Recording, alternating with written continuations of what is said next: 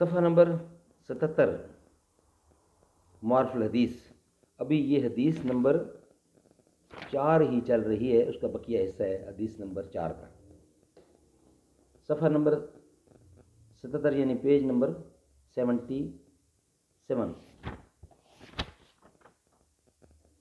قال اللہ تعالی وما آتاکم الرسول فخذوہ وما نہاکم عنہ فانتہوا.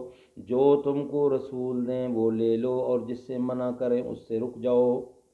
معارف الحدیث احادیث نبوی کا ایک جدید اور جامع انتخاب، اردو ترجمہ اور تشریحات کے ساتھ. مولانا محمد منظور نعمانی رحمۃ اللہ. پیج 77 حدیث نمبر 4 چل رہی ہے.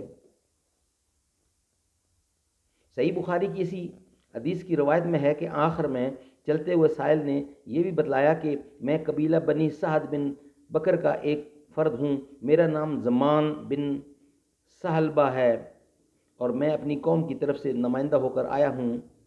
نیز بخاری ہی کی روایت میں ہے کہ انہوں نے آ کر پہلے حضرت صلی اللہ علیہ وسلم سے عرض کر دیا تھا کہ انی سائلک فمشدد علیک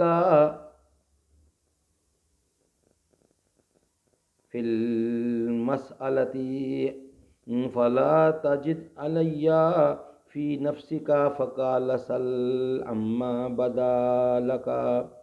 میں آپ سے کچھ سوالات کرنا چاہتا ہوں مگر سوال میں میرا رویہ سخت ہوگا تو آپ مجھ پر خفا نہ ہوں. حضور نے فرمایا کہ پوچھو جو تمہارے جی میں آئے. اس کے بعد وہ سوال و جواب ہوئے جو حدیث میں مذکور ہیں. اس سائل نے چلتے ہوئے آخر میں قسم کھا کر جو یہ کہا کہ لا ازید علیہن ولا انقص منہن، کہ میں ان میں کوئی کمی بیشی نہیں کروں گا. تو غالباً اس نے اس کا مطلب یہی تھا کہ میں آپ کو اس تعلیم و ہدایات کا پورا اتباع کروں گا اور اپنی طبیعت اور اپنی جی سے ان میں کوئی زیادتی کمی نہیں کروں گا. دوسرا مطلب یہ بھی ہو سکتا ہے کہ میں آپ کا پیغام جوں کا توں ہی اپنی قوم کو پہنچاؤں گا اور اپنی طرف سے اس میں کوئی کمی بیشی نہیں کروں گا. دوسری روایات میں ہے کہ انہوں نے اپنی قوم میں پہنچ کر بڑے جوش اور سرگرمی کے ساتھ تبلیغ شروع کی.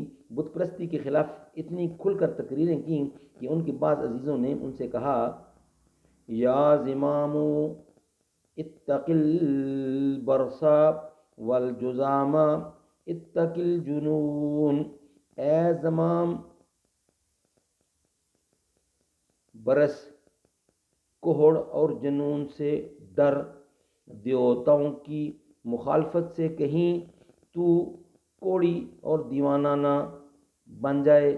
مگر اللہ پاک نے ان کی تبلیغ میں اتنی برکت دی کہ صبح کو جو لوگ زمام کو کوہڑ اور دماغ کی خرابی سے ڈرا رہے تھے، شام کو وہ بھی بت پرستی سے بیزار اور توحید کے حلقہ بگوش ہو گئے اور سارے قبیلے میں ایک تنفس بھی غیر مومن نہ رہا، یعنی سارے کے سارے مسلمان ہو گئے.